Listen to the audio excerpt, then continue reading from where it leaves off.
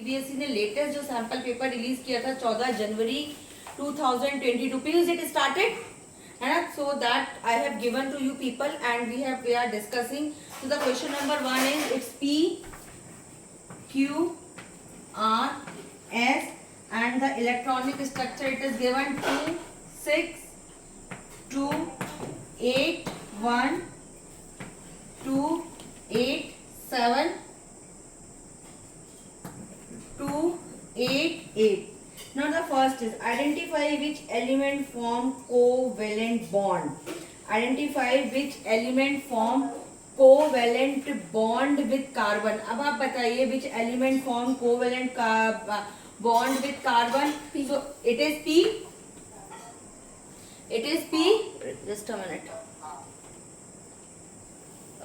Admit I have चला गया. ठीक है. It is P. Why it is P? P and R. Yes. P and R. दस का आंसर जो आप लिखेंगे. ठीक है. P and R will form covalent bond. P and R will form covalent bond with carbon because both the elements are electronegative in nature. ठीक है. इसको ऑन फिर से चालू कर दो. Because both the elements are electronegative in nature. ठीक है. And share their electrons with carbon to complete their octet. अब इस क्वेश्चन में अगर फुल मार्क्स आपको लेना है तो आप ये भी लिखेंगे कि जो क्यों नहीं फॉर्म कर सकता. तो for S what is S है ना. आर्गन भी देखो मैं चल रहा है ना. Argon because it is argon its octet is complete. It is noble gas element. So ये तो बॉन्डिंग में पार्टिसिपेट ही नहीं करेगा किसी भी बॉन्डिंग में. And 281 is what sodium. तो क्या आपको सोडियम बता दीजिए. आप अगर एलिमेंट क्यू भी बोलते हो so it is 281. So only one electron is there. It does not participate in bonding. It forms cation by losing its electron. So it forms cation. So it undergoes ionic bonding. That is इतना तुम्हें पूरा लिखना होगा. ठीक है. Writing speed ऐसे रखनी होगी. इसमें कम से कम 2 कॉपी एक्स्ट्रा 3 कॉपी लेनी होगी. इतना जब आप लिखेंगे then only you are going to get topper marks. ठीक है. जो टॉपर होगा वो यही लिख के आएगा. ठीक है ना. आप लिख के आएंगे कि आपने फटाफट से आप दोनों ने आंसर दे दिया लेकिन आई एम श्योर कि आपने क्यू और एस के बारे में नहीं लिखा होगा इसमें. ठीक है ना. इसके बाद क्या. लेकिन सेकंड एक मिनट बताती हूँ बेटा. एस तो वो है ना ऑक्टेट कंप्लीट है. 288 हो गया. इट्स आर्गन हो गया. तो its valency is completed. Second है carbon reacts with an element in the above table to form several compound. Give reason. तो carbon reacts with element in this table to form several compound because of what. क्या लिखा answer. Because of tetravalency and catenation. ठीक है. ये answer सही लिखा गया है. आप लोगों ने लिखा है because of tetravalency and catenation. ठीक है. Krishna we have discuss first question. So because of tetravalency and cat. सो रहे थे क्या. ओके चलो ठीक है. So because of tetravalency and catenation जो होगा कार्बन जो है सेवरल कंपाउंड फॉर्म करता है. अब सिर्फ टेट्रावैलेंसी जैसे तुमने किया है कृष्णा only अगर you are writing सिर्फ tetravalency और only catenation then again you are not going to get full marks my dear students. You will have to little bit define what is tetravalency. इसे अपनी copy में लिखती जाओ जहाँ तुम लोगों ने चेकिंग किए. ठीक है. कि मैं लिखूंगी वो रेड पेन से समझ में नहीं है. अपने आप लिखते जाइए कि आपको यहाँ पे टेट्रावैलेंसी लिखनी पड़ेगी कि carbon has electronic structure 2,4 thus it has 4 electrons in its outermost shell. So it is capable of bonding with 4 other elements. है ना. ये तो 4 अलग एलिमेंट से भी जुड़ सकता है. So this is your tetravalency. Then catenation due to small in size carbon bond is strong. This allow carbon to form long chain compound of different size. Catenation में self linking भी होती है. हाँ यही catenation होती है. Why self linking is taking place? Because carbon bond is strong. So वो और भी आगे तक बढ़ता चला जाता है. बात समझ में आई. क्वेश्चन नंबर 1 पूरा समझ में आया कि what you will have to write in this question. Now you people understand. Now question number 2. The diagram below shows the part of periodic table. ठीक है. Which अब पूरा periodic table थोड़ा सा रिवाइज करो. ठीक है. पूरा periodic table पे आ जाओ. इस तरीके से बनाया है periodic table.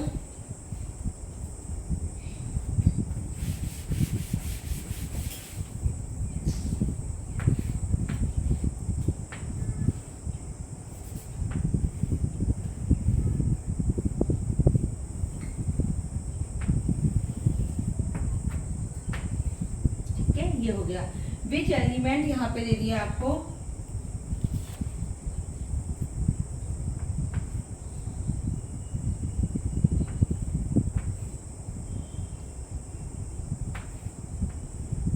This is W। ये वाले नोबल गैस होंगे, देखते से समझ में आ जाना चाहिए था। ठीक है, ये सोडियम वाली लाइन है, राइट। ये +2 वाली लाइन है, मैग्नीशियम वाली लाइन है। ये वाली जो है ये हैलोजन ग्रुप 17 है, यहाँ पे ये फ्लोरीन है, ठीक है। और ये 16 है, मतलब ऑक्सीजन फैमिली है, सॉरी। ठीक है, समझ में आया? किसका समझ में आया? इतनी चीज आपको, इतना आपको समझ में आ जाना चाहिए था। आप क्वेश्चन देखो, क्वेश्चन क्या है, which element would react to form covalent compounds. अब ये देखो, दे आर स्ट्रॉन्गली मेटल, ठीक है, they are metal, these are metal, these are non metal. ये तो फ्लोरीन, क्लोरीन, ब्रोमीन और आयोडीन एस्टेटीन है, राइट। ये मैग्नीशियम कैल्शियम है, बेरियम स्ट्रोंशियम है, ठीक है। दिस इज, तो ये कैटायन है, ये एनायन है। यहाँ पे क्या होगा, ट्रांसफरेंस ऑफ इलेक्ट्रॉन होगा। ये ऑक्सीजन फैमिली है, इनकी वैलेंसी, इसकी वैलेंसी -1 है, इसकी वैलेंसी -2 है, ये इसकी वैलेंसी -3 है, राइट। राइट बेटा, तो ये क्या करेंगे, दीज आर द, ये जो है ये -2 वाले क्या करेंगे, ये वाले जो करेंगे, ये कार्बन्स के साथ मिलके आपकी डबल बॉन्डिंग के थ्रू क्या करेंगे, कार्बन कंपाउंड फॉर्म करेंगे।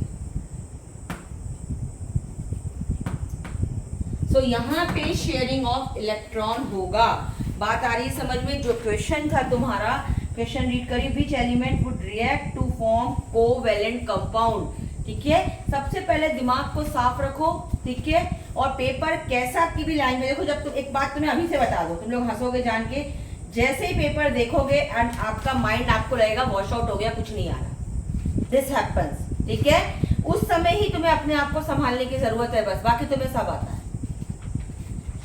वो सबके साथ होता है, वो सबके, बिलीव मी, वो टॉपर के साथ भी यही होता है। क्योंकि अचानक से पेपर आता है, जब उसके पहले तुम लोग की हार्ट बीट बढ़ी होती है, अंदर से घबराहट होती है, उस समय तुम लोग ये नहीं सोचते हो कि भाई जो पढ़ा है वो ही तो आएगा, जो पढ़ा है वो ही आएगा। इतने सारे देखो, यही पेपर जो मैंने दिया, यही बाबू तुम लोग के स्कूल में कराया गया, यही सीबीएसई ने रिलीज किया है, तो इसी पैटर्न पे होगा। ये क्यों इतने सब कलाकारी टीचर्स ने की है और आपके सीबीएसई वालों ने की है, तो फिर घबराने की जरूरत बिल्कुल भी नहीं है। कुछ बच्चे बहुत ज्यादा घबरा जाते हैं, इतने ज्यादा घबरा जाते हैं कि फिर वो घबराहट जो है वो उनके माइंड पे हावी हो जाती है, and they are not able to write what they are knowing. जो वो जानते हैं वो भी नहीं लिख पाते, और तुम लोग तो सब जानते हो। तो उस समय पेपर आएगा तो मुस्कुराना, क्योंकि जब पहला क्वेश्चन देखोगे तो फील होगा तुम्हें कुछ नहीं आता। And when you start writing, believe me by God, when you start writing, तो आखिरी क्वेश्चन पे तुम्हारा पेन डाउन होगा, that my promise to you, ठीक है। तो मुस्कुरा देना जब पहला क्वेश्चन देख के लगे कि कुछ नहीं आता। तुम्हारा दिमाग तुम्हें, एंजाइटी तुम्हें उल्लू बना रही है, पर तुम एंजाइटी के पापा हो, ठीक है। चलो आगे बढ़ते, मम्मी भी हो यहाँ, मम्मी भी एक बैठी है, ऐसा नहीं है पापा ही बैठे हैं, ठीक है, एक मम्मी भी बैठी है। आगे बढ़ते हैं। सो द कंपाउंड, अब यहाँ पे क्वेश्चन पार्ट क्या है, which element would react to form co, अच्छा, which element would react to form covalent compound. तो अब कोवेलेंट कंपाउंड क्या हो सकता है, देखो अब इसकी वैलेंसी क्या है, इसकी क्या है, 2 8 6 है, क्योंकि देखो आपको सेकंड वाला एलिमेंट दिया है, आपको इसकी क्या होगी, इसकी 2 6 होगी, आपको y दिया है, तो y का क्या होगा, शायद ध्यान से देखो, y का क्या होगा, y का 2 8 6 होगा, इसका 2 6 होगा, यहाँ पे जो भी एलिमेंट होगा x मान लो, x का 2 8 6 होगा, तो y का क्या होगा, 2, इसका 2 6 होगा, तो y का होगा 2 8 6, ठीक है। अब इसके बाद z, यहाँ पे z का क्या होगा, z का यहाँ पे होगा -1 है, तो 2 और 7, इसका मतलब है दिस इज फ्लोरीन। अब इनके बीच में कौन सा बॉन्ड बन सकता है, इनके बीच में कौन सा बॉन्ड बन सकता है, तो बेटा जी इनके बीच में y और z together they are capable और फॉर्मिंग कोवेलेंट बॉन्ड, ठीक है। y और z के बीच में कोवेलेंट बॉन्ड बहुत आसानी से बन सकता है, जो कि आप देख रहे हो कि इनकी इलेक्ट्रोनेगेटिविटी के बीच में डिफरेंस बहुत कम है। एक चीज का ध्यान रखना बच्चों, जब इलेक्ट्रोनेगेटिविटी देख रहे हो ना, यहाँ -2 यहाँ -1 है, जब इलेक्ट्रोनेगेटिविटी के बीच में डिफरेंस कम होता है तो एलिमेंट्स आसानी से कोवेलेंट बॉन्ड का फॉर्मेशन कर लेते हैं। Okay, are you getting me और नॉट? ठीक है, ये बात समझ में आई। अब इसका सेकेंड पार्ट है which between the two elements Z and W। ठीक है, ये हो गया Z और ये हो गया W। ठीक है, which will have bigger atomic radius? बताओ, which will have big? Yes, very good, Koel. It's W. Why it is W? Because यहाँ पे yes, शाबाश, clap, full marks। यही लिख के आना था, यही लिख के आना था, exactly यही लिख के आना था कि number of shell increases, so atomic size increases। जैसे जैसे number of, कल ही हमने ये पढ़ा है कि जैसे जैसे शेल इंक्रीज होंगे, जैसे जैसे down in the group shell increase होंगे। अच्छा, वही अगर यहाँ कोई एलिमेंट होता, देखो ध्यान से सुनो, अगर यहाँ कोई एलिमेंट होता और यहाँ कोई एलिमेंट होता तो इनके बीच में क्या होता रिलेशन? इनके बीच में क्या होता? सपोज करो ये कोई एलिमेंट होता, चलो इसको ले लो, यहाँ पे Z ले लो, इधर या चलो C ले लो और यहाँ पे आप A ले लो। मैं बढ़ा रही हूँ क्वेश्चन को, A और C होता तब इसमें क्या होता? किसका साइज बड़ा होता? नहीं, रॉन्ग साइज A का होता ना, बिकॉज जब हम लेफ्ट से राइट की तरफ जाते हैं, मैंने बताया था ना कि सोडियम का सबसे बड़ा होगा और क्लोरीन का साइज। आगे बात समझ में?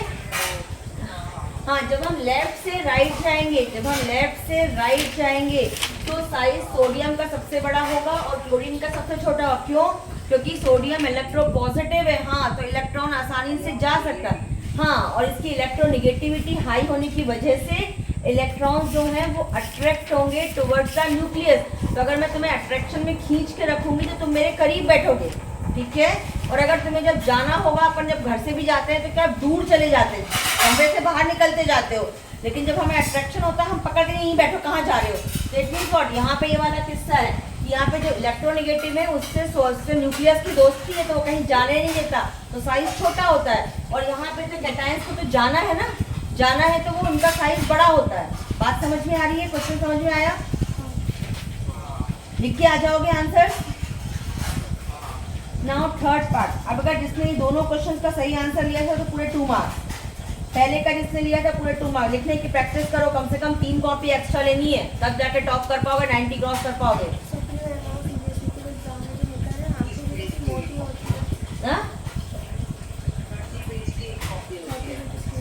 हाँ, तो फिर भी कम से कम 50-60 पेज तो लिखो, तब तो फुल पास पाओगे। तुम्हारे को जो लिखेंगे वो तुम्हारे ताऊ नहीं लिखेंगे, तुम्हारे जैसे बच्चे लिखेंगे, आप ही में से कोई लिखेगा। हाँ, कोई तुम्हारे जैसे कोई बच्चा लिख के आएगा, तुम देख लेना, तुम्हारे जैसे कोई टॉप करेगा, तुम्हारे जैसे कोई 100% पे बैठा होगा, आज बैठ के पढ़ रहा होगा एसी या कूलर या पंखे में, या शायद उसके पास वो भी नसीब ना हो, कल उसका नाम पेपर में होगा, वो तुम्हारे जैसा कोई बच्चा होगा। चलो आगे बढ़ते हैं। Trace the path a male gamete takes to fertilize female gamete after being released from the penis। पूरा पाथ बताना है, ठीक है। तो इसको पूरा ओविडक्ट से नहीं लिख दो, ओविडक्ट में तो आपका वो होता है फर्टिलाइजेशन होता है, यहाँ आपको पूरा पाथ बताना है, मेल गैमेट ट्रेवल, ठीक है।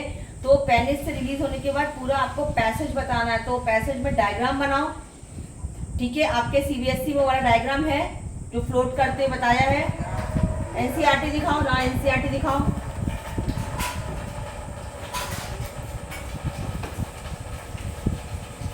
NCERT, जस्ट अ मिनट बेटा। फेलोपियन ट्यूब में तो फर्टिलाइजेशन, इसने बोला है कि पाथ बताइए,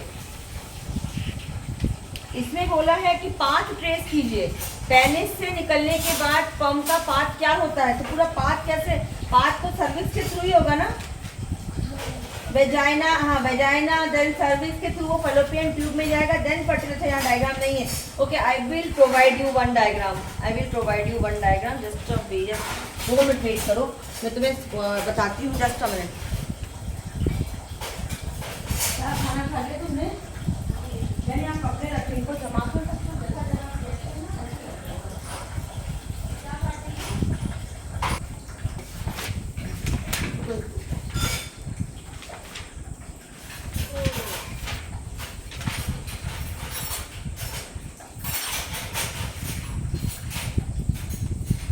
That is the diagram. I will send you. ठीक है, मैं आपको ये डायग्राम सेंड करूंगी कि स्पर्म एंटर करते हैं। मैं पूरा डायग्राम थोड़ा सा बता ही देती हूँ आपको। चलो बता देती हूँ।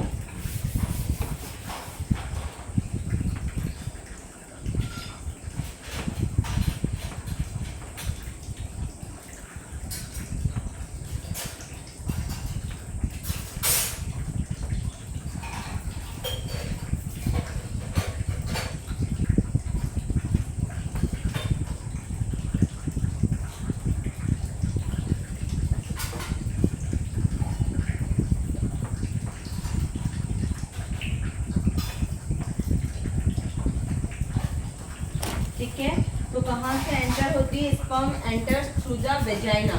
ठीक है, वेजाइना से होते हुए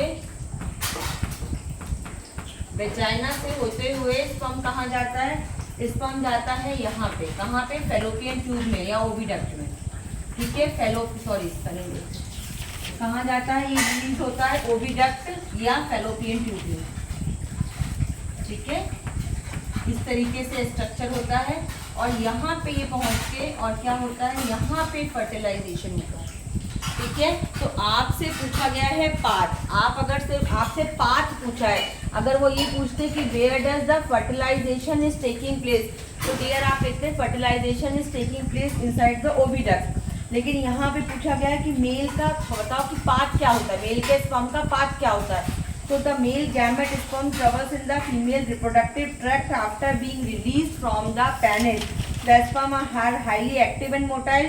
They swim into the uterus through the vagina, then passes into the fallopian tube. यही होता है। आपसे पाथ पूछा है ना, तुमसे पूछा यहाँ से वहां जाने के लिए, ये इंदिरा सागर जाने के लिए कौन सा पाथ फॉलो करोगे, तो आप यही बताओगे ना कि सीहोर होते हुए हम आष्टा से मुड़ जाएंगे, आष्टा से हम पहुंचेंगे। तो यहाँ पाथ पूछा है, रास्ता पूछा है, मंजिल नहीं पूछी। आप लोग जो जिसने भी फैलोपियन ट्यूब का आंसर दिया वो आप मंजिल बता रहे हो, आप ये बता रहे हो कहाँ फर्टिलाइजेशन होता है। पर माय डार्लिंग क्वेश्चन सुनिए, क्वेश्चन में बिल्कुल स्पष्ट लिखा हुआ है कि trace the path a male gamete takes to fertilise a female gamete after being released from the penis.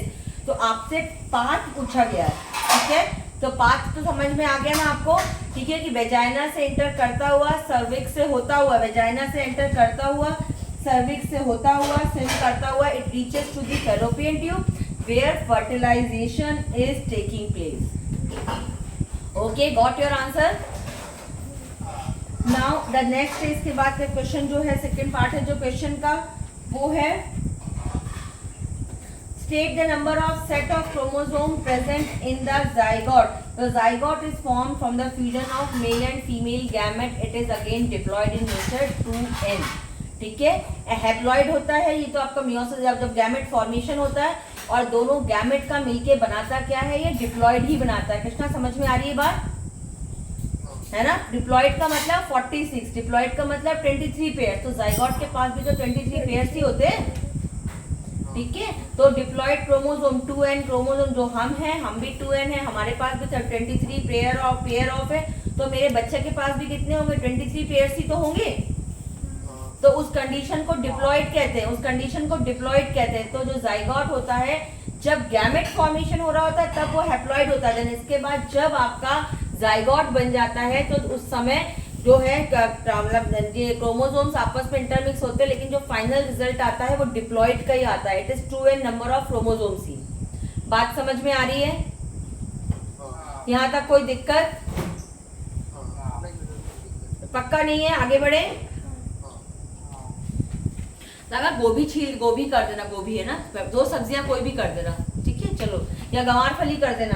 चलिए आगे बढ़ते हैं, फर्दर मूव करते हैं। द नेक्स्ट क्वेश्चन है, Rajesh observe the patch of greenish black powdery mass on a piece of bread. समझ गए क्या है वो? हाँ। क्या है? वैसे बस दो समय यस फंगस है, सीधी सी बात है, राइजोपस है ना, थ्रेड लाइक प्रोजेक्शन है, ठीक है। Then name its vegetative and reproductive part. Second part है द वेजिटेटिव पार्ट, क्या लिखा आंसर, क्या लिखा, स्पॉन्जियम स्पोरेंजिया। स्पोरेंजियम स्पॉन्जियम कुछ होता ही नहीं है, स्पॉन्जियम साइंस का एक नया वर्ड है जो साइंटिस्ट विद्या ने अभी अभी इजाद किया है, स्पॉन्जियम। मुझे नहीं लगता आज तक कोई टीचर ने स्पोरेंजिया को स्पॉन्जियम पढ़ा होगा, तो ये इसके लिए मैं दित्या को हार्दिक बधाई देती हूँ, बधाई हो, आपके पूरे मार्क्स कट गए, ठीक है। सो क्या है वेजिटेटिव पार्ट ऑफ जो इसमें पूछा है, वेजिटेटिव पार्ट भी पूछा है और इसका रिप्रोडक्टिव पार्ट भी पूछा है। ध्यान से सुनो, बैक टू द क्वेश्चन, आपसे वेजिटेटिव पार्ट भी पूछा है और आपसे रिप्रोडक्टिव पार्ट भी पूछा है। तो इसका जो वेजिटेटिव पार्ट होता है दैट इज द जो थ्रेड लाइक प्रोजेक्शन दिखते हैं पतले पतले उसमें, that is vegetative part and this is called as hypha. Hypha हम हाइफा पढ़ते हैं मैडम, हाइफे पढ़ते हुई। तो दिस इज द वेजिटेटिव पार्ट, ठीक है। और फंगस का जो रिप्रोडक्टिव पार्ट होता है वो क्या होता है, स्पोरेंजियम। कोयल ने क्या बोला था, स्पॉन्जियम, वहां कट गए मार्क्स, बन गए हीरो। चलो अगले क्वेश्चन पे जाते हैं हम लोग। नेक्स्ट क्वेश्चन है mustard was growing in two fields A and B. While field A produced brown colored seeds, B produced yellow colored seeds. ठीक है। It was observed that in field A the offspring shows only a parental trait from the consecutive generation, where field B majority of the offspring showed a variation in the progeny. ठीक है भैया, देखो ये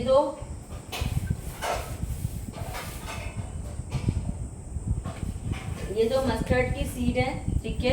field है, एक field है, ये B field है, ठीक है। दोनों में मस्टर्ड लगाया, ठीक है। एक में एक फील्ड ए थी और एक फील्ड बी थी। ए में जो प्रोजेनी आई वो एग्जैक्टली टू पेरेंट आई, पर बी में पेरेंट के साथ थोड़ी सी डिफरेंट कैरेक्टर्स को लेके भी प्रोजेनी आई, ठीक है। तो क्या रीजन हो सकता है, क्या रीजन हो सकता है ए के साथ, तो ए के साथ हो सकता है सेल्फ पॉलिनेशन। ए के साथ रीजन क्या हो सकता है, सेल्फ पॉलिनेशन, क्योंकि आपको पता है कि जब सेल्फ पॉलिनेशन होता है तो एग्जैक्टली पेरेंट्स के जैसे कैरेक्टर ही आते हैं।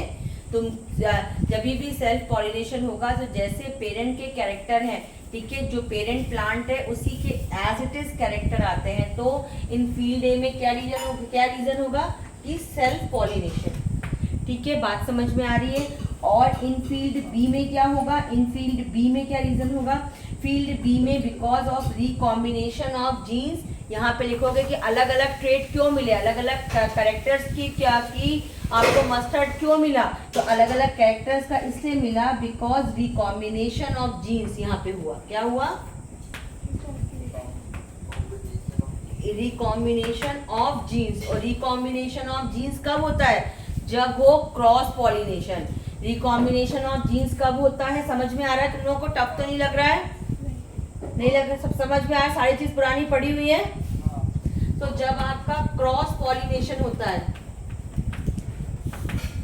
भाई क्रॉस पॉलिनेशन होता है तो एक प्लांट में कुछ खासियत होगी, दूसरे प्लांट में कुछ खासियत होगी।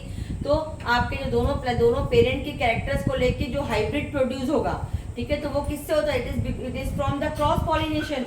व्हाट इज क्रॉस पॉलिनेशन, जब दो अलग प्लांट के बीच में क्रॉस होता है, मेल गैमेट किसी और प्लांट मतलब किसी और प्लांट का होता है, फीमेल गैमेट किसी और प्लांट का होता है, दैट इज क्रॉस पॉलिनेशन। उसमें आपके जीन्स को रिकम्बाइन होने के चांसेस पूरे हैं, ठीक है भाई। एक बैंगन है, बैंगन का एक जो है फल में बीज कम है और दूसरा जो हमारा मेल वाले में बीज कम है, जो मेल जो गैमेट लेके आया उसमें बीज कम है उस बैंगन में, और दूसरे वाले जो फीमेल उसका कलर अच्छा है। तो जब इनके जब पॉलिनेशन से जो आपका नया बैंगन आएगा उसमें बीज भी कम होंगे और कलर भी अच्छा होगा, ठीक है ना। तो ये वाली चीजें हैं यहाँ पे कि और लेकिन अगर मान लीजिए कि अगर जहाँ पे सेल्फ पॉलिनेशन हुआ एग्जैक्टली पेरेंट्स के जैसे आए, तो अगर बीज कम वाला होगा तो बीज कम वाले बैंगन होंगे, बीज ज्यादा वाला बैंगन होगा, कलर काले कलर का होगा, तो no chances of different characters, right. यहाँ तक समझ में आगे बढ़े ना। इसी का अदर पार्ट, हाँ, व्हाट इज द प्रोबेबल, हाँ ये पढ़ रही हूँ। In an asexually reproducing species if trait A exist in 5% of population, ठीक है, कोई कैरेक्टर ए है, कौन सा है, एक्स है, if trait X exist in 5% of pollination, sorry 5% of जो आपका पॉपुलेशन होगा, है ना, population, trait Y exist in 70% of the same population. Which of the two trait is likely to have arisen earlier? कौन सी? Yes. Obvious. यही इसका answer भी है ये। इसका आंसर भी आप यही लिख के आएंगे। सेम आंसर जो आप बोल रहे हैं जिसकी 70% है वो वाला ट्रेट क्या होगा? वो वाला ट्रेट जो होगा वो अर्लियर होगा। Trait y exist 70%, it means larger fraction of population, है ना। अगर लार्जर फ्रैक्शन ऑफ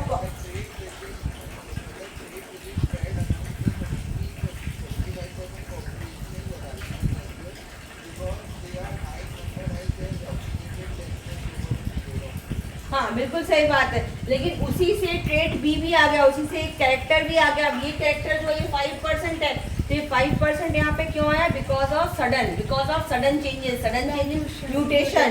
तो क्वेश्चन ही बदल देंगी, ध्यान से, माल्टूशन नहीं, mutation. Sudden change of genes is mutation बेटा, है ना, ध्यान से बोलो, जो बोलोगी वो लिखोगी, है ना। तो it is the sudden change of genes that is mutation. यहाँ पे बात समझ में आ रही है कि जो 5% चेंज आया तो वो क्यों आया? वो चेंजेस आया आपका म्यूटेशन की वजह से। आगे बढ़े, अगला क्वेश्चन है, a simple motor is made in a school laboratory to find आ जाए। अब water, can you please give me a glass of water. A coil of wire is mounted on the axle between the poles of horseshoe magnet, ठीक है। In the above example, coil ABCD is horizontal and the battery is connected is shown. For this position, state the direction of force in the arm AB. Direction of force in the arm AB. लगा लो भाई, कौन सा direction होगा? Electromagnet वाला है ये case electromagnet वाला है। तो इलेक्ट्रोमैग्नेट वाले केस में कौन सा रूल लगेगा आपका? इलेक्ट्रोमैग्नेट वाले में फ्लेमिंग का लेफ्ट हैंड रूल लगेगा।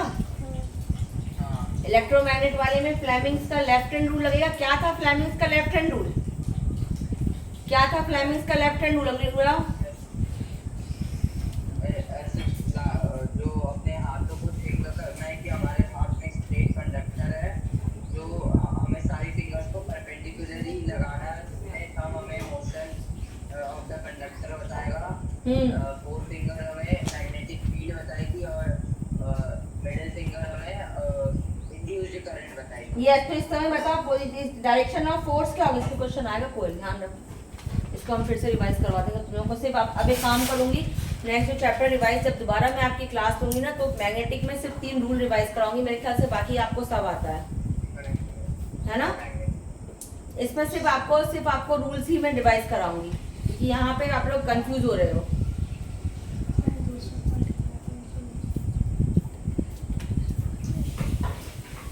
बेटा आपको चॉइस ना दिया, लोग के क्वेश्चन में आ जाता, क्या करोगे? ठीक है, अगला पार्ट है इसका, why does the current of the arm BC not contribute to turning force in the coil?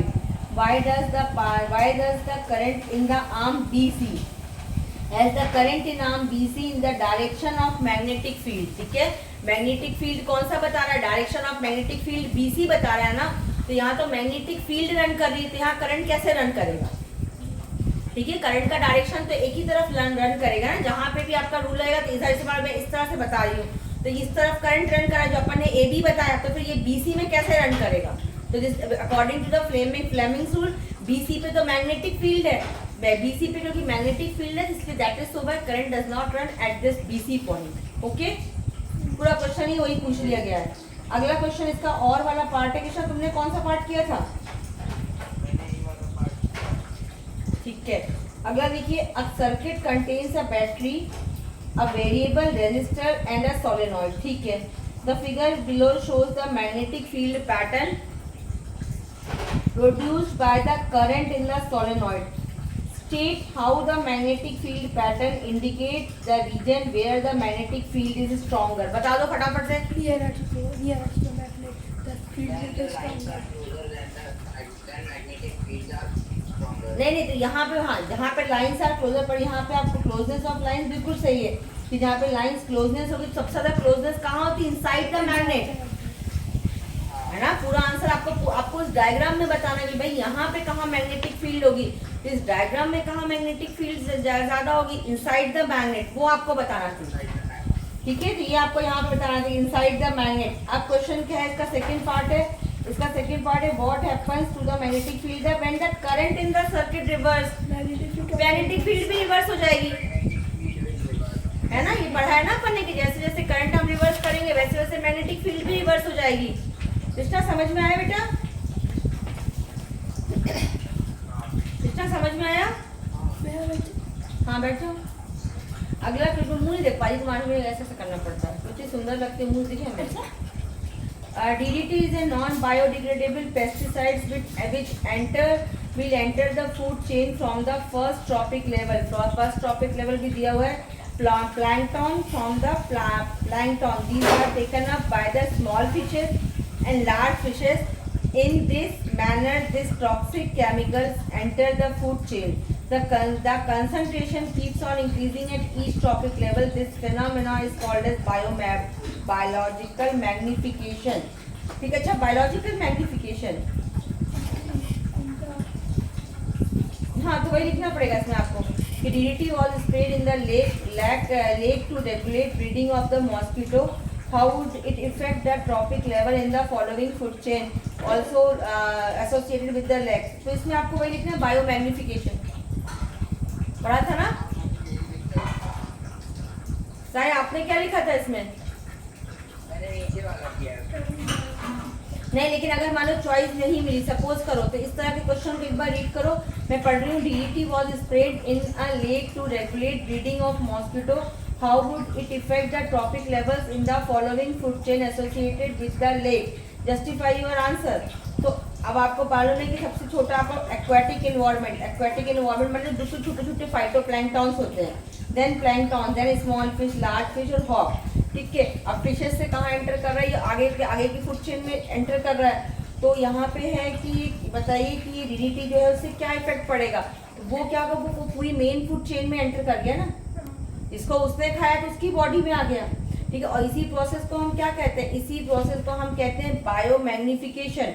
तो सबसे ज्यादा किसके अंदर पूछा है कि सबसे हाईएस्ट किसके में होगा? तो हॉक में जो टॉप होगा will have the higher level of pesticide because they occupy the top most position in the food chain.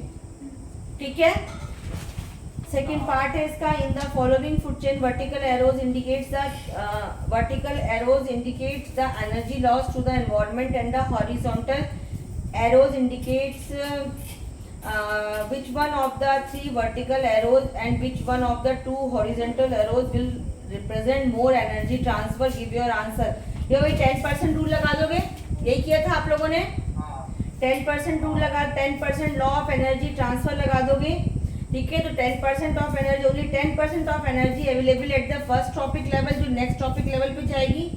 So the A will represent more energy transfer as compared to C and E, and B will represent more energy as compared to D. एक के बाद एक दिया हुआ है ना, तो सब किसके पास सबसे ज्यादा एनर्जी होगी? तो भाई A के पास सबसे ज्यादा एनर्जी होगी. ठीक है, और इसके बाद C और D के पास, और इनको भी जिसने लिया उनके पास एनर्जी और कम होगी. तो भाई 10% रूल से आपको इसको शो करना था. यहाँ तक बात समझ में आई? अब एक सेकंड, मेरी अब सेकंड बैच की क्लास है 2 o'clock से 3 o'clock तक. 2 o'clock से 3 o'clock, और मुझे इसको पेपर को सॉल्व करने में मेरे ख्याल से भी कितना टाइम लग जाएगा?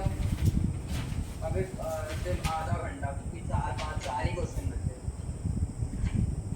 तो मैं हाफ एन आवर के बाद बोलती हूँ. पीहू एक सेकंड, वो सुनो,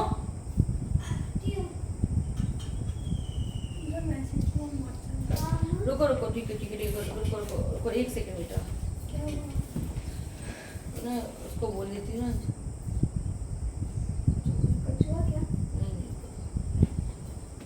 इसी क्लास को हम आगे कर लेंगे ना, इसी मीटिंग में ज्वाइन करवा लेंगे, सेम मीटिंग में इन बच्चों को भी। ये व्हाट्सएप आ गया ना, यहाँ पे लगाओ। बच्चों कौन 10th क्लास के बेटा, तो नए वाली बैच के। जिया नहीं थी। हाँ जी वही लोग।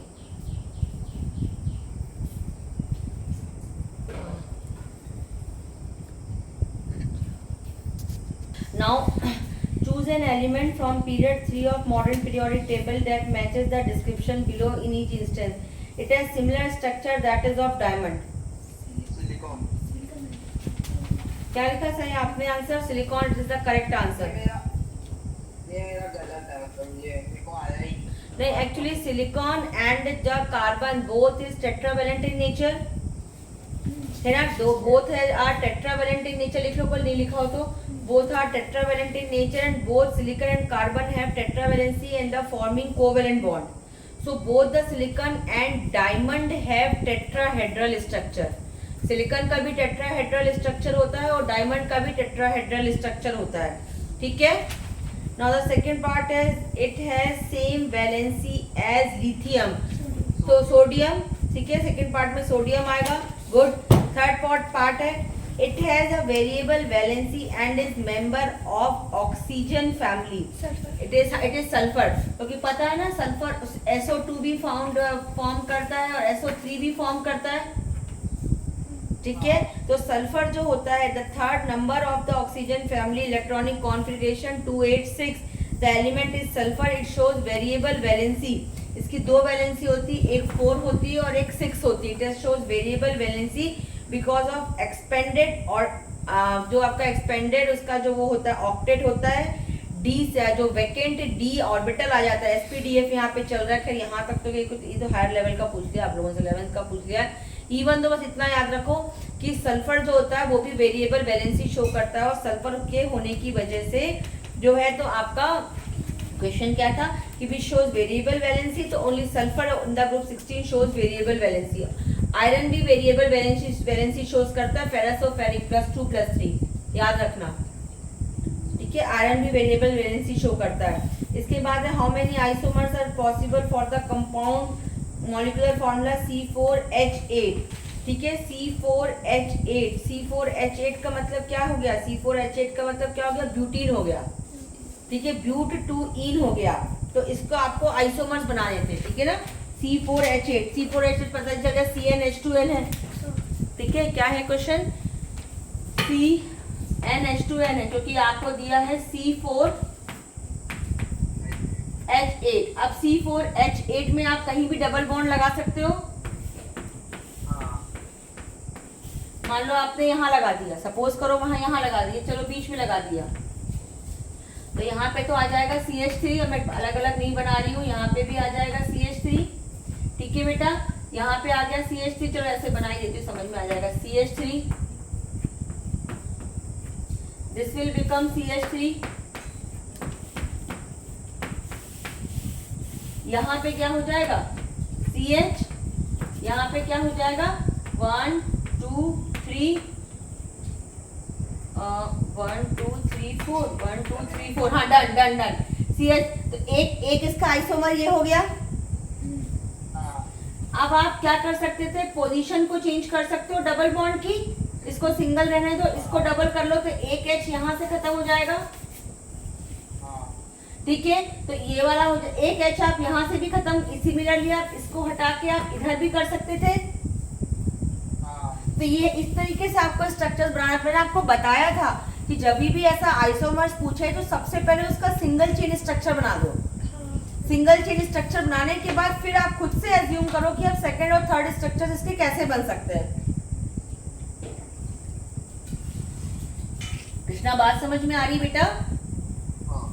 बात समझ में आ रही है। और इनफैक्ट ये तो है ना आपका अब आपको ये नहीं दिया ना कि क्या है C4H8, तो आपको याद होगा कि 4 आइसोमर पर C4H8 से अगर हम देखें तो तुम्हारा साइक्लोब्यूटेन भी बन सकता है।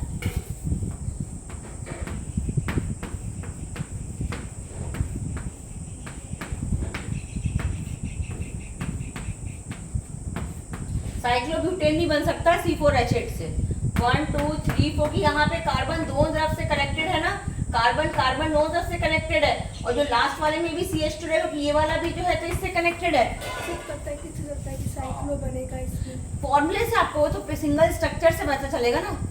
जैसे तुमने C4H8 देखा, C4H8 देखा तो पहले तो आपने सारे स्ट्रक्चर ब्यूटीन के बना लिए, ठीक है ना। इसके बाद और क्या पॉसिबल हो सकता है, वो तो प्रैक्टिस से आएगा ना बेटा। अब जैसे इस तरह का क्वेश्चन अगर मान लो एक ही क्वेश्चन आ गया तो आप आसानी से कर देंगे, आप आसानी से कर देंगे। बात आ रही है समझ में? हाँ। पहले आप जो जब भी ऐसा क्वेश्चन आए तो सबसे पहले आप सिंगल वाला बना दो, ठीक है। सबसे पहले आप सिंगल वाला बना दो, स्ट्रेट चेन स्ट्रक्चर बना दो, और स्ट्रेट चेन स्ट्रक्चर के बाद फिर अपने आप आपको समझ में आएगा कैसे कैसे बॉन्ड आप एडजस्ट कर सकते हो। अलग अलग पोजीशन पे रखते जाओ बस। जैसे भी अपन डबल बॉन्ड को यहाँ रखा, अब यहाँ रखा तो हाइड्रोजन को मैनेज की वैलेंसी टेट्रावैलेंट करना पड़ेगा, ठीक है। जैसे अब यहाँ रखा, जब यहाँ रखा है तो मैंने फिर यहाँ पे आपको यहाँ पे हाइड्रोजन नहीं बनाया था, अब यहाँ पे जब इधर डबल बॉन्ड लेके आई तो यहाँ से हाइड्रोजन को माइनस कर दिया, वो तो आपको देखना पड़ेगा ना। तो ये carbon can form only 4 bond, तो 1 2 3, फिर यहाँ पे एक रहेगा तो C2 हो गया, यहाँ पे CH2 हो गया, CH2 CH, ठीक है। इसको बनाओगे तो कैसे बनाओगे, CH2 double bond CH CH3, ये बन गया। आ रही बात समझ में? अब जब यहाँ पे करोगे तो इसको CH2 बनाना पड़ेगा, वो तो आपको देखना पड़ेगा कैसे क्या करोगे। तो उसका सबसे सही तरीका होता है कि आप स्ट्रेट चेन वाला स्ट्रक्चर बना लीजिए। जब स्ट्रेट चेन वाला बनाओगे अपने आप समझ में आएगा कि बॉन्ड को कैसे एडजस्ट करना है, और वो कोई बड़ी बात नहीं है, ठीक है। और साइक्लो में ये सोचो, साइक्लो में हाइड्रोजन अपने आप कम हो जाता है, क्योंकि लास्ट वाला जो कार्बन है, लास्ट वाले जो कार्बन है ये भी आपस में कैटिनेशन कर लेते हैं। हमने कैटिनेशन में देखा जो था, लास्ट वाले कार्बन भी कैटिनेशन कर लेते हैं। तो वो कैसे पॉसिबल होगा, वो होगा जब आपका C3 से स्टार्ट हो, क्योंकि जो आपका जो चेन है वो क्लोज स्ट्रक्चर के लिए साइक्लोप्रोपेन होना जरूरी है, राइट। तो 3 कार्बन अगर है तो you can thinking of close structure भी, you can thinking of close structure भी, कि भाई 3 कार्बन है तो क्या क्लोज हम बना सकते हैं। तो क्लोज का फॉर्मूला क्या होगा कि देखो ये वाले हाइड्रोजन, ये वाले कार्बन भी कनेक्टेड होंगे, तो जब ये वाले कार्बन होंगे कनेक्टेड तो अब देखो, अब मान लो ये 1 2 3, ठीक है ना, 1 2, इसको देखो तो 1 2 3, चौथा ये इससे हो सकता है, तो एक हाइड्रोजन ये वाला कम करना पड़ेगा ना तुम्हें, तब तो ये यहाँ से कनेक्शन करेगा, और एक हाइड्रोजन यहाँ से कम करना पड़ेगा, जो हमने यहाँ पे कर दिया। मान लो कार्बन 1 था, ये 2 था, ये 3 था, ये 4 था। नॉर्मली हम फर्स्ट और सेकंड में CH3 CH8 थे, एक हाइड्रोजन कम करके हमने इनके बीच में कैटिनेशन करवा दिया, सेल्फ लिंकिंग करवा दिया। आ रही बात समझ में ना। अगला क्वेश्चन है आपका, नेक्स्ट क्वेश्चन है आपका क्वेश्चन नंबर 10 जो आपके सैंपल पेपर में दिया हुआ है, दैट इज ऑप्शन वाला भी था ना। अच्छा, a carbon compound A having melting point 156 Kelvin and boiling point 351 with molecular formula। अब देखो C2H6O आ गया, तो मैंने कल ही बताया था C2H6O कौन सा होगा, इथेनॉल। नहीं इथेनॉल तो बिल्कुल भी नहीं होगा बेटा। इथेनॉल इसलिए नहीं होगा, मेरी बात ध्यान से सुनो, क्योंकि OH लिखा होता तो इथेनॉल होता। इस तरह से CH, इस तरह से अगर दिया हो C2H6O तो या तो वो है आपका, या तो है आपका वो प्रोपेन, नो ये आपका ये C2 ही दिया है ना। तो अगर ये C2 ही दिया है तो C2 का मतलब क्या, ये दिया है ना, क्वेश्चन कहाँ गया, हाँ C2 ही दिया है, तो ये क्या क्या हो सकता है, ये हो सकता है एक तो C2 है तो ये आपका ईथर ROR,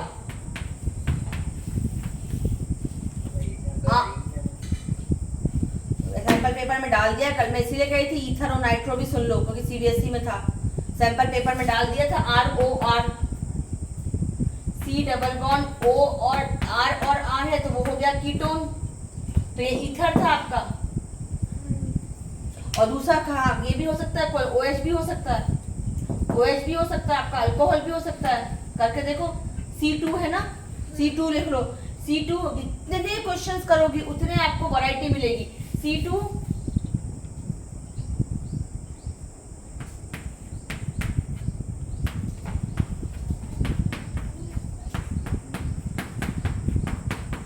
1 2 3 4 5 6 1 2 3 4 5 6 H6 हो गया, O हो गया और C2 होगा, मतलब ये इथेनॉल और ईथर हो सकता था, ये इथेनॉल और ईथर हो सकता ठीक है, लेकिन इसका आइसोमर ईथर भी होता है।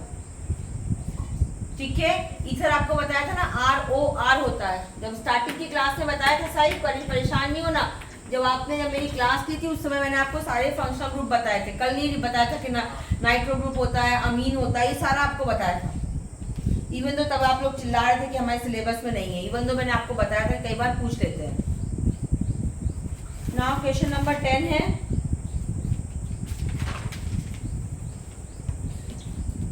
2 pea plants, one with round and yellow seeds.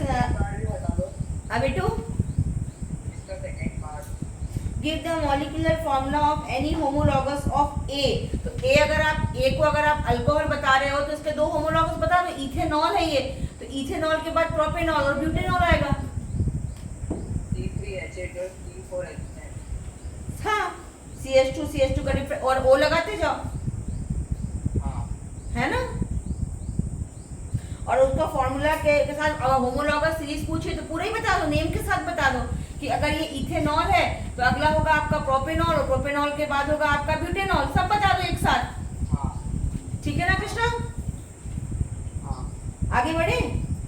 हाँ 2 pea plants, one with round and yellow seeds, another with wrinkle and green seed, produce F1 progeny which are round। ये तो पता ही है, आ गया। चलो वो यार क्या है, डाइहाइब्रिड क्रॉस आ गया।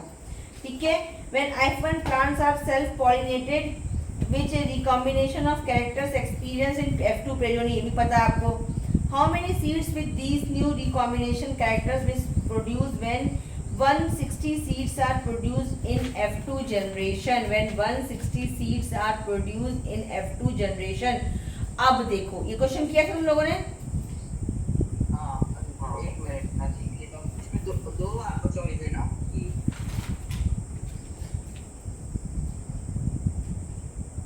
हाँ नहीं, एक ही तो था इसमें कोई ऑप्शन कहाँ था। ओके फिर ये है। देखो ये क्वेश्चन इतना बड़ा है तो क्वेश्चन याद नहीं रहता ना। अच्छा कोई बात नहीं, क्वेश्चन समझो बस। ठीक है, अब यहाँ पे क्या दिया है कि how many seeds with these, देखो पहला तो सिर्फ आपको बताया है।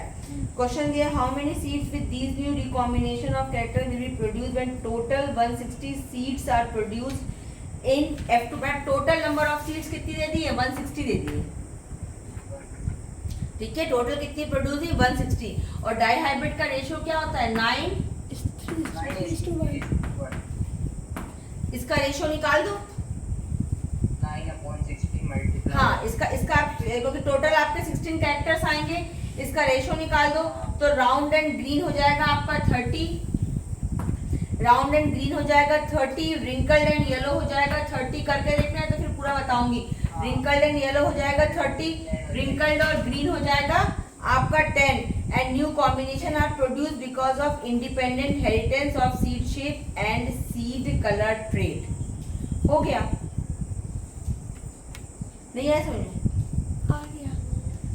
फिर से करके इस आंसर को सेंड करो मेरे को प्रॉपर तरीके से, इसको सेंड करो मेरे को, कल तुम दिखाना भी क्लास के बाद, है ना।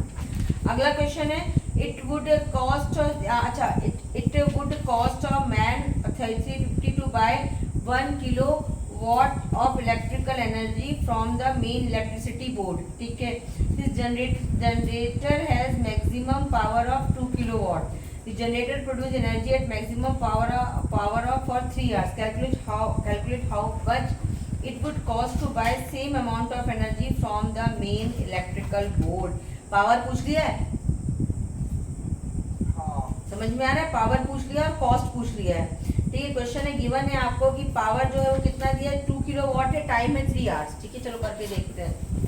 फिर से एक बार रिपीट कर देती हूँ क्वेश्चन को।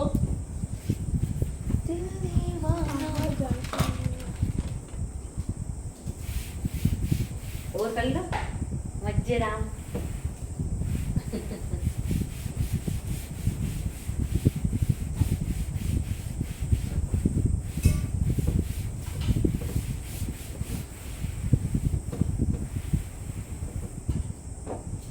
ठीक है, क्वेश्चन फिर से बोल रही हूँ मैं क्योंकि मेरे को गिवन लिखना पड़ेगा। क्वेश्चन है, it would cost a man और ₹350 to buy 1 kilowatt of electrical energy from the main electricity. ठीक है, तो मतलब कॉस्टिंग दे दी, कॉस्ट कितनी दे दी है, 3.50 to buy 1 kilowatt per hour, ठीक है। और आपको क्या दे दिया है, टाइम दे दिया है, टाइम कितना दे दिया है, 3 आवर्स, ठीक है बेटा, टाइम आपको दे दिया है 3 आवर। और आपको कैलकुलेट क्या करना है, कॉस्ट कैलकुलेट करना है। तो सबसे पहले देख लो कि पावर क्या होता है, पावर इज इक्वल टू होता है आपका, पावर दिया है हाँ 2 किलोवाट, पावर आपको 2 किलोवाट दे दिया है। एनर्जी कंज्यूम, एनर्जी कंज्यूम क्या होती है, पावर इनटू टाइम, पावर कितना दे दिया है यहाँ पे 2 किलोवाट दे दिया है, तो पावर आ जाएगा 2 और आपका जो टाइम आ जाएगा 3, तो ये हो जाएगा 6 किलोवाट। बात अब बहुत इजी था बेटा। अब since the cost of 1 kilowatt की कॉस्ट कितनी है, पर किलोवाट की कॉस्ट कितनी है 3.50, तो कॉस्ट ऑफ 1 किलोवाट इज 3.50, सो लिख दो cost of 1 kilowatt is 3.50, so cost of 6 kilowatt is equals to 6 into 3.50, ठीक है। सॉल्व करो इसको, इसको सॉल्व करने से आंसर आएगा 21 rupees, that is the answer. Clear था कोई, होप छोड़ दीजिए। Hope, very good. होप क्यों छोड़ी, वो तो 11th के बाद छोड़ दी। पगली, आगे बढ़े, हाँ आता था, आता था क्या, सीधा सीधा तो क्वेश्चन था, कॉस्ट पूछ ली थी, टाइम दे दिया था, क्या दिक्कत थी, आगे बढ़े। साईं तुम्हारा क्या आंसर आया था इसमें, 21 ही आया था।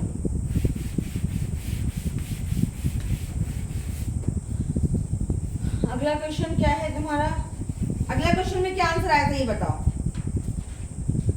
12th वाले के पार्ट में क्या आंसर आया था। To reduce the boiling time using the same main supply. नहीं, क्वेश्चन तो मुझे पता है, तुम्हारा आंसर कितना आया था, ए वाला पार्ट के था कृष्णा की बी वाला, बी वाला। और तुमने कृष्णा, पहले वाला नहीं, मेरे को समझ में ही नहीं आता क्या करना है। अरे कितने क्वेश्चन हम लोगों ने ये वाले किए, आपको इसको एक सर्किट बनाना पड़ेगा। चलो फर्स्ट पार्ट करते, कितना टाइम बचा है अभी, तभी तो है हो जाएगा। फर्स्ट पार्ट करते हैं अभी, 2 एम्पियर वोल्ट हो गया,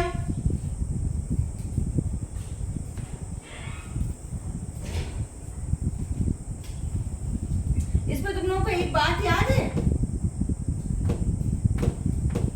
कि आपको सिंगल में कंप्लीट चेंज करना पड़ता है, कुछ याद है ऐसा, तोड़ते जाते हैं इनको, सर्किट को सॉल्व करते जाते हैं। क्यों, खाना खा लिया, हाँ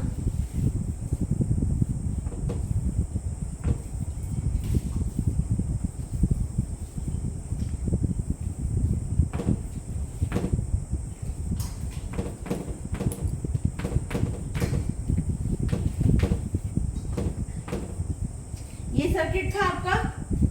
In the above circuit, if the current reading is 2 ammeter, what will be the value of R1? They are saying for the value of, they are asking for the value of R1.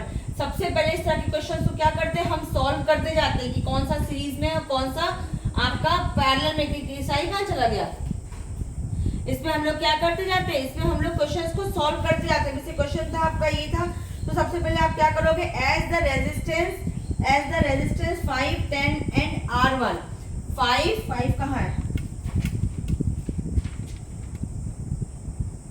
हाँ ये लिखा है,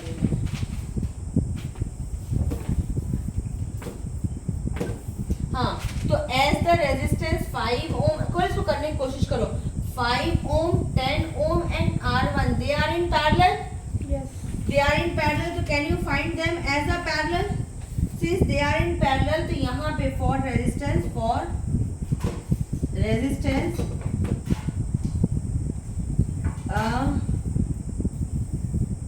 5 ohm, 10 ohm and R1, they are in parallel, तो इसका equivalent resistance क्या हो जाएगा, इसका इक्विवेलेंट रेजिस्टेंस क्या हो जाएगा, इसका हो जाएगा 1/RP is equal to 1/5 plus 1/10 plus 1/R1 हो जाएगा, हो जाएगा नहीं हो जाएगा। अब इसको सॉल्व करो, एलसीएम निकालो, तो 5 2 10 10 और प्लस R1 2R1 हो जाएगा इसका एलसीएम। हाँ तो 2R1 की अब इसको करो, 2R1 नीचे तो पूरा तुम्हारा आ जाएगा 10R1, नीचे तो पूरा तुम्हारा आ जाएगा 10R1 आ जाएगा। इधर देखो, इधर हो जाएगा 2R1, ठीक है, प्लस यहाँ पे 1R1, या R1 भी लिख सकते हो, प्लस यहाँ पे 1 था तो यहाँ पे कितना हो जाएगा, R1 पहले से ही है तो यहाँ पे सिर्फ आपका 10 आ जाएगा। आई बात समझ में? तो ये क्या निकल आया, ये तुम्हारा निकल आया आपका, ये निकल आया 1/RP, मतलब ये RP ऐसे निकल आया RP। अब RP को जो है अगर आप ऐसे लाओगे तो कितना दिखाई पड़ रहा है बेटा? सो ये RP विल बिकम, नहीं कॉल कहीं नहीं जाओगी, कहाँ जा रही है, सुन जाना क्या करके आप, RP इज इक्वल टू हो जाएगा 10R1 अपॉन 2R1, वही लिख रही हूँ, plus R1 plus 10। Now you got my point. अब तुम्हारा जो नया जो तुम्हारा बनेगा, मतलब ये क्या बन गया RP। अब ये तीनों सॉल्व हो गए, इस यही तो करते थे, कोई सर्किट छोटा करते जाओ। अब इसको रब कर सकती हो तुम, अब इसको रब कर सकते हो आप। अब जो तुम्हारा नया सर्किट बना वो क्या बना, RP बन गया। कृष्णा, इन तीनों को सॉल्व करके हमने RP बना दिया। कोई कहाँ जा रही हो, 10 मिनट रुक जाऊं क्या मैं? ठीक है, तो ये RP बन गया। अब now the resistance 6 ohm, RP and 6 ohm they are in series. Now resistance, Krishna कर लोगे ना बेटा इस क्वेश्चन को, सिरा 6 ohm RP and 6 ohm,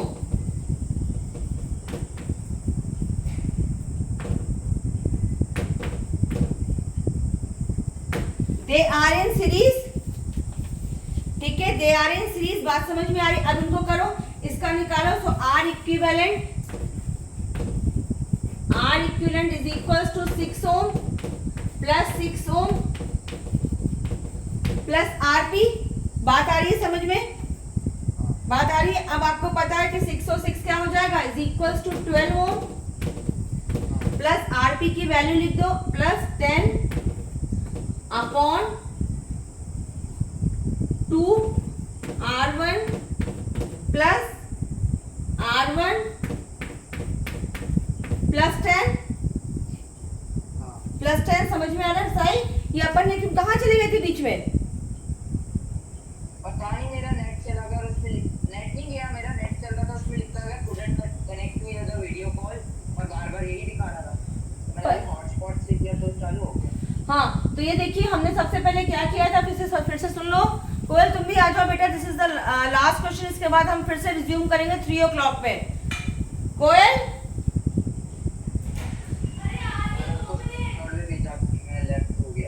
कोई बात नहीं, मैं रिवाइज कर देती हूँ, रिवाइज कोई बात नहीं। तुम उस डायग्राम को निकालो अपने मोबाइल में से जहां तुमने उसको किया, जहां पे वो क्वेश्चन था।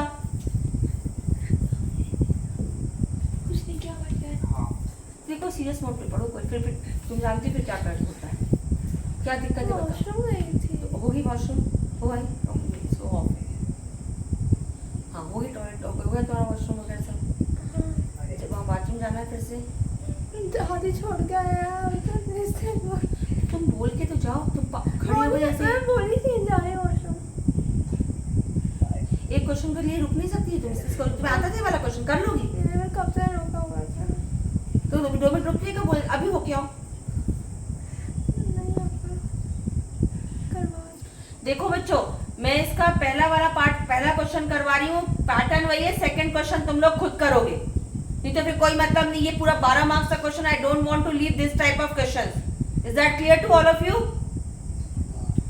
ठीक है, ध्यान से सुनो, डायग्राम को निकालो। चलो मैं डायग्राम फिर से बना देती हूँ आपके लिए, किस तरह कैसा ये बच्चे चला गया था जो। मैं डायग्राम आई विल अगेन, ये देखो ये डायग्राम था, ठीक है। इसमें पहले यहाँ पे था 5 ohm, फिर आपका था यहाँ पे 10 ओम, और यहाँ पे था आरपी, यही था R1, सॉरी R1 था, राइट। तो as you know that this 5 ohm, रसाई पूरा ध्यान चाहिए बोर्ड पे, पूरा ध्यान चाहिए, कुछ नहीं करोगे अभी 15 मिनट, कल 5 मिनट के लिए पूरा दिमाग बोर्ड पे लगाओगी, सब कुछ छोड़ दो, सब कुछ छोड़ दो। 5 मिनट के लिए क्या रेडी हो मेरे को दिमाग देने के लिए? फिर ऐसा मत करना दिमाग छोड़ कर वॉशरूम चले जाना, ठीक है। सो ये देखो, this is 5 ohm, this is 10 ohm, this is R1, so these three connected are in parallel, तो इसको आप लिख सकते हो as 5 ohm, 10 ohm and R1 they are in parallel, so R equivalent is equals to 1 by RP because they are in parallel, 1 upon 5 plus 1 upon 10 plus 1 upon R1 you can write like this, ठीक है। अब 1 upon RP is equals to 2R1 plus R1 plus 10 upon 10, ये हो गया आपका, इसको value put करी हमने, कैसे एलसीएम निकाला, इसका एलसीएम क्या आएगा 5, 10 और R1 का एलसीएम क्या आएगा 2R1 आ जाएगा, तो यहाँ पे हमें 2 का मल्टीप्लाई करना पड़ा, 2R1 का मल्टीप्लाई यहाँ करना पड़ा, तो ऊपर भी उतने का करोगे तो 2R1 प्लस 10 पहले से था तो यहाँ सिर्फ R1 का मल्टीप्लाई करना पड़ेगा, यहाँ R1 पहले से तो यहाँ से 10 का मल्टीप्लाई करना पड़ेगा टू मेक डिनोमिनेटर इक्विवेलेंट। सही समझ में आ रहा है? कोई समझ में आ रहा है? तेज से बोलो हाँ, ठीक है। अब देखो this is 1 by RP, so RP is equal to 10 R1, ये मैंने लिखा है, इसको जस्ट उल्टा कर लोगे RP के लिए, ठीक है। This is RP is equal to 10 2R1 plus R1 plus 10 हो जाएगा, ठीक है। समझ में आ रहा है? सुनो अभी तो पैरेलल के लिए बना इक्वेशन, अभी सिर्फ हम RP बता रहे थे। 10 R1 आके किधर? यहाँ पे 10 R1 है, कहाँ बताओ बेटा? यहाँ पर है 10 R1 सामने, ये 10 R1 ना? हाँ। अच्छा R1, ठीक है। ये बात समझ में आई? यहाँ तक बात समझ में आई? RP की वैल्यू समझ में आई? हाँ। समझ में? अब बेटा ये वाला क्वेश्चन है ना, ये तो अभी ये क्वेश्चन तो हमने फिर दूसरा निकाला है, अभी तो सिर्फ RP आप इतना देखो बस, 10 R1, इसको जस्ट उल्टा कर लो, दिस इज द RP, देखो 1 upon RP निकलेगा, इसको जस्ट, और अगर RP करना है आपको, अगर RP करना है तो RP के लिए इसको आप रेसिप्रोकल कर दोगे, तो हमने वो ऊपर लिखा था, तुम नहीं थे वहां पे जगह थी, there I have written this reciprocal, RP is equal to 10 R1 upon 2 R1 plus R1 plus 10, this I have written here, got? अब देखो, अब जो तुम्हारा बना, अभी तुमने RP मतलब इन तीनों की वैल्यू ये आ गई, तो अब इसको तुम अब बना सकते हो। Now the circuit will become like this, bar bar circuit draw करके इसको इजियर फॉर्म में लाना। Now the circuit will become, this is RP, okay. Now this is RP, अब क्या हो गया आपका, तुम्हें दिख रहा है कि 6 ohm RP and 6 ohm they are in series. Now the second condition, अब the resistance is equal to 6 ohm RP and 6 ohm they are in series, so required जो आपका ओम, जो आपका R जो इक्विवेलेंट होगा, रिक्वायर्ड जो आपका रेजिस्टेंस होगा, तो R equivalent is equal to, series में हम डायरेक्ट प्लस करते हैं, 6 ohm plus RP, 6 ohm plus 6 ohm is equal to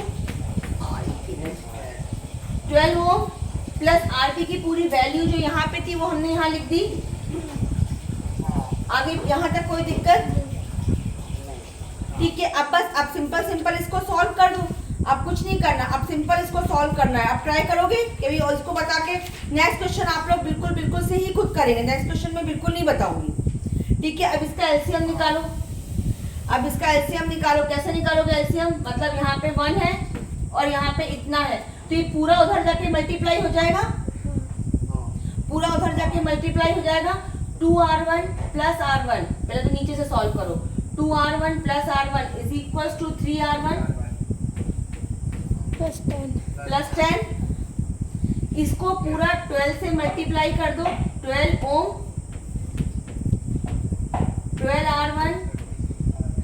2R1 plus R1 plus 10 plus 10R1, इसमें तो कुछ था ही नहीं, इसमें तो मल्टीप्लाई इंटू 1 होगा, ये तो वैसे ही रहेगा। ठीक है, हाँ बात समझ में आ रही है? अब इसको सॉल्व करो, हाँ अब इसको सॉल्व करो तो क्या हो जाएगा, 12 to the 24, 24R1 plus, 26R1 ले लो डायरेक्ट। नहीं रुक जाओ, 12 10 सा 120 हाँ है ना। नहीं बेटा, यहाँ पे बच्चे हर तरह के हैं, इसलिए मैं डायरेक्ट कुछ नहीं करती। अब यहाँ पे 3R1 प्लस 10 ही रहेगा ये, क्योंकि अब एलसीएम सेम हो चुका है। हाँ ठीक है, ये वहां पे 140 हो जाएगा, यहाँ कितना हो जाएगा गोयल, तो ये देखो 36R1 प्लस प्लस नहीं पर वो तो प्लस नहीं हो सकती ना, क्योंकि वहाँ पे वो R1 है, इसमें तो 10R1 है। किधर, अरे हाँ this is 10R1, okay okay okay, ठीक है ठीक। हाँ तो फिर ये सॉल्व होगा ना, फिर ये अभी और सॉल्व होगा, 36 plus 10R1 is equals to 46R1। हाँ can we write here 46R1? हाँ 46R1 प्लस 120, ठीक है, 46R1 प्लस 120, नीचे क्या बच जाएगा तुम्हारा, नीचे बन जाएगा 3R1 प्लस 10। अब इस सीरीज में यहाँ डायग्राम कुछ दिया है, आपको फाइंड आउट क्या करना है, आपको फाइंड आउट करना है करंट ड्रॉन, है ना। करंट ड्रॉन आपको दिया है, मेरा करंट ड्रॉन क्या होता है, I is equals to V upon R equivalent, यही होता है। अब यहाँ पे तुम्हें पहले से ही दिया गया है कि, और अगर R निकालना है तुम्हें तो R is equals to V by I होगा। यहाँ पे V कितना दिया है पहले से ही डायग्राम में, 30 volt. Can I write here as 30 upon 2? Can I write here as this equation is equals to 30 upon 2? अब तुम लोग खुद से सॉल्व करके R1 की वैल्यू ला सकते हो। ठीक है बेटा, अब है ना यही सेम लिंक वहाँ 10th वाले बैच में भेज दो, 10th वाले बैच में, इनको नहीं, वो जो वाले बच्चे, नहीं लिंक बनानी है। हाँ नहीं इसी से हो जाएगी ज्वाइन। आप लोग दोनों लीव करो इस क्लास को आंसर के साथ, मैं आपको 1 घंटे बाद वापस से रिज्यूम करूंगी। ठीक है, 1 घंटे बाद वापस से हम लोग बैठेंगे। ठीक है बेटा, इसी को आप लोग लीव कर जाओ मीटिंग।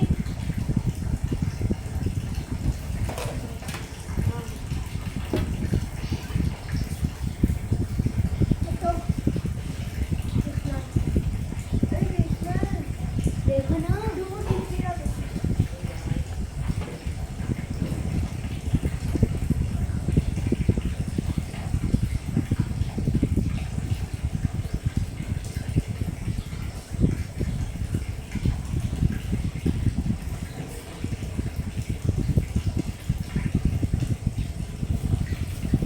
भेज दो मम्मा। हाँ